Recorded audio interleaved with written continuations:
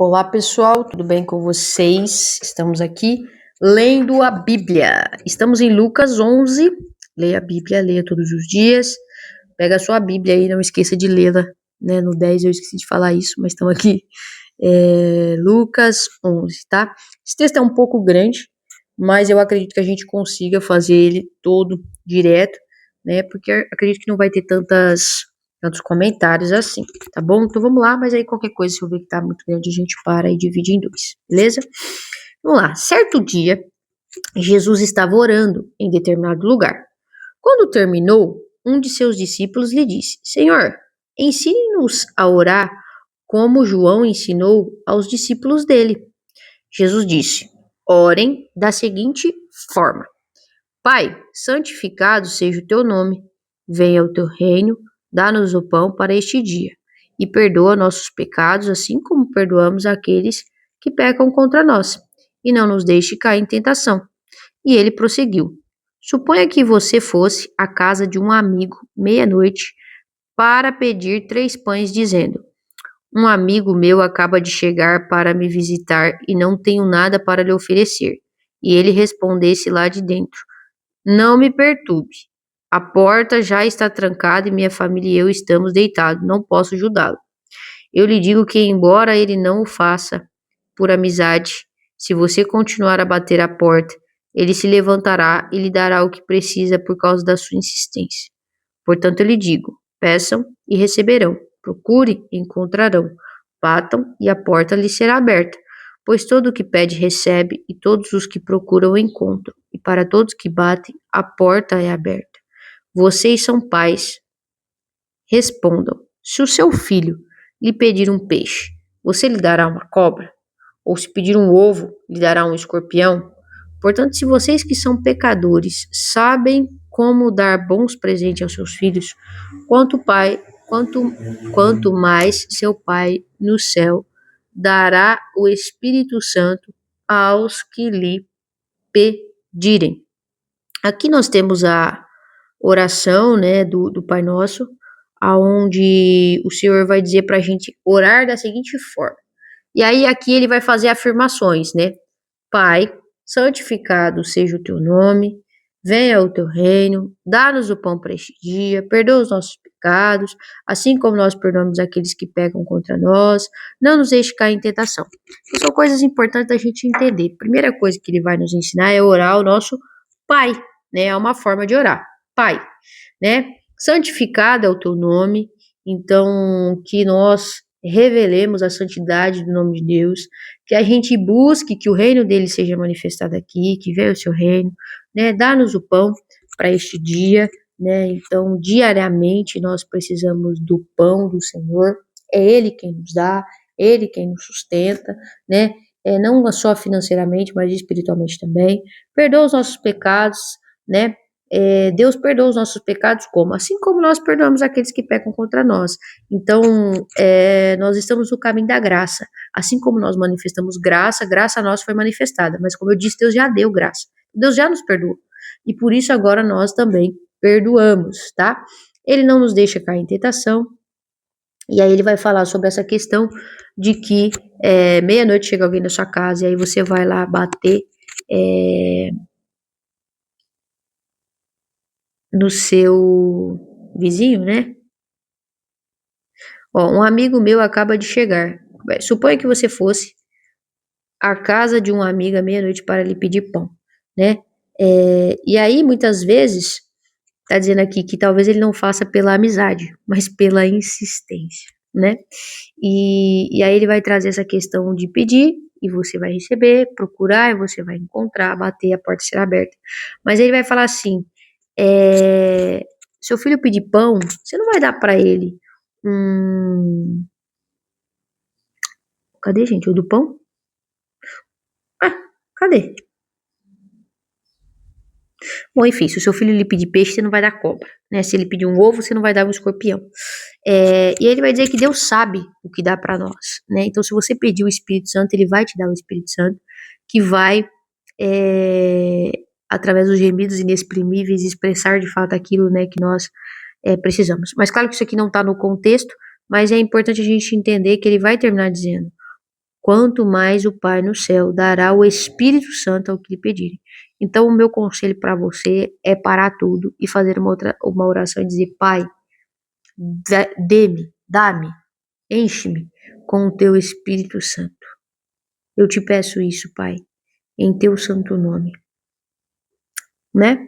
E aí, com certeza, o Senhor vai nos dar e o Espírito Santo vai nos ajudar a discernir sobre todas as coisas e nos ensinar sobre todas as coisas.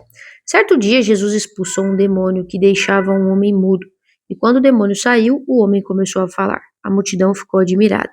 Mas alguns disseram: é pelo poder de Beelzebu, o príncipe dos demônios, que ele expulsa os demônios. Outros exigiram que Jesus lhe desse um sinal do céu para provar sua autoridade. Jesus, conhecendo seus pensamentos, disse: todo reino dividido internamente está condenado à ruína. Uma família dividida contra si mesma se desintegrará. Vocês dizem que eu expulso demônios pelo poder de Beelzebu, mas se Satanás está dividido e luta contra si mesmo, como seu reino sobreviverá? E se meu poder vem de Beelzebu, o que dizer de seus discípulos? Eles também expulsaram demônios, de modo que condenarão vocês pelo que acabaram de dizer. Se contudo expulso demônio pelo poder de Deus, então o reino de Deus já chegou a vocês. Pois quando um homem forte está bem armado e guarda o seu palácio, seus bens estão seguros, até que alguém ainda mais forte o ataque e o vença, e tire dele sua arma e leve embora seus pertences. Quem não está comigo, opõe-se a mim, e quem não trabalha comigo, trabalha contra mim. Quando um espírito impuro sai de uma pessoa, anda por lugares secos à procura de descanso, mas não o encontrando, diz: voltarei à casa de qual saí. Ele volta para sua antiga casa e a encontra vazia, varrida e arrumada. Então o espírito busca outros 7 espíritos piores que ele, e todos entram na pessoa e passam a morar nela, e a pessoa fica pior que antes. Enquanto ele falava, uma mulher na multidão gritou: feliz é a sua mãe, que deu à luz e o amamentou. Jesus, porém, respondeu: ainda mais felizes são os que ouvem a palavra de Deus e a praticam. Uau! Ainda mais felizes são os que ouvem a palavra de Deus e as praticam. Então, que a gente possa entender isso. Essa reflexão, né? Quem é maior? Quem é mais forte? Né? Tá seguro, tá guardado até que alguém mais forte vem, né? E aí ele vai trazer algumas analogias, né? O espírito pode até ir embora, né? O espírito sai de uma pessoa, ele vai andar por lugares secos e tal, mas aí, né? Você vai varrer, você vai arrumar, mas tá vazia. O que vai acontecer? Vai ficar pior, né? Vai ficar pior. Então, uma casa não pode ficar vazia, ela precisa ser habitada, né? E aí, continua. Enquanto a multidão se apertava contra Jesus, ele disse: esta geração perversa insiste que eu lhe mostre um sinal, mas o único sinal que lhes darei será o de Jonas. O que aconteceu com ele foi um sinal para o povo de Nínive. Então, tem a história de Jonas na Bíblia, você pode ler ela lá, tá? Basicamente, bom, eu vou deixar você curioso para ler a história. O que acontecer com o filho do homem será um sinal para essa geração. A rainha Sabá se levantará contra essa geração no dia do juízo e a condenará, pois veio de uma terra distante para ouvir a sabedoria de Salomão, e vocês têm à sua frente alguém maior que Salomão. Os habitantes de Nínive também se levantarão contra esta geração no dia do juízo e a condenarão, pois eles se arrependeram de seus pecados quando ouviram a mensagem anunciada por Jonas, e vocês têm à sua frente alguém maior do que Jonas. Então Deus fala sobre aquele que ainda é maior, e agora ele está falando quem de fato é maior, né? O povo, através dos profetas, das mensagens, das pregações, da visita ali, né? Se arrependeu, entendeu. Mas o povo está diante de Cristo e não está entendendo e não está se arrependendo. Não faz sentido acender uma lâmpada e depois escondê-la e colocá-la sobre um cesto.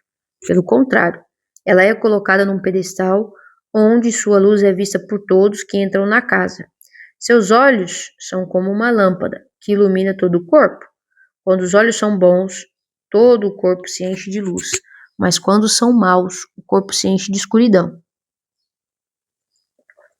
Portanto, tomem cuidado para que a sua luz não seja, na verdade, escuridão. Se estiverem cheios de luz, sem nenhum canto escuro, sua vida inteira será radiante, como se uma lamparina os estivesse iluminando. Quando Jesus terminou de falar, um dos fariseus o convidou para comer em sua casa. Ele foi e tomou lugar à mesa. Seu anfitrião ficou surpreso por ele não realizar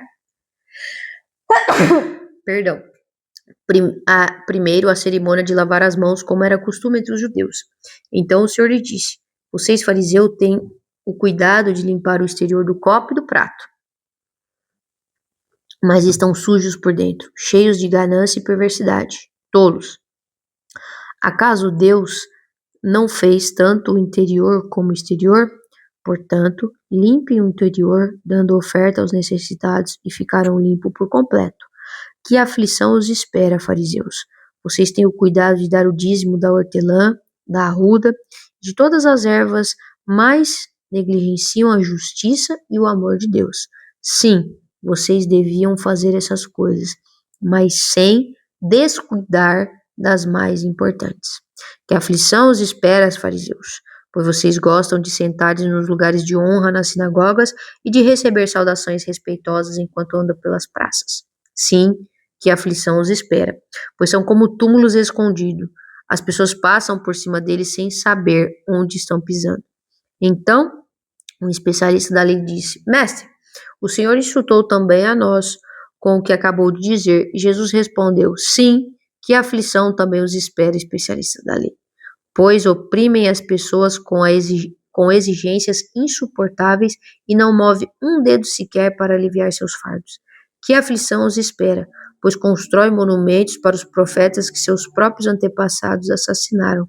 Com isso, porém, testemunham que concordam com os seus antepassados fizeram. Eles mataram os profetas e vocês cooperaram com eles construindo os monumentos. Foi a isso que Deus, em sua sabedoria, se referiu. Eu lhes enviarei profetas e apóstolos, mas eles mataram alguns e perseguiram outros. Portanto, essa geração será responsabilizada pelos assassinatos de todos os profetas de Deus desde a criação do mundo, desde o assassinato do justo Abel até o de Zacarias, morto entre o altar e o santuário. Sim, certamente, essa geração será considerada responsável. Que aflição os espera, especialista da lei! Vocês se apossaram da chave do conhecimento e, além de não entrarem no reino, impedem que outros entrem. Quando Jesus se retirou dali, os mestres da lei e os fariseus ficaram extremamente irados e tentaram provocá-lo com muitas perguntas. Queriam apanhá-lo numa armadilha, levando-o a dizer algo que pudesse usar contra ele. Então aqui ele está tendo uma conversa e ele vai trazer aqui algumas coisas, que é importante da gente analisar, entender, né, e avaliar o que de fato importa. Muitas vezes estamos apegados aos detalhes, mas estamos nos esquecendo do amor e da justiça de Deus, que é o mais importante. Que Deus abençoe você, que o Espírito Santo de Deus fale o seu coração. Eu vejo você em Lucas 12.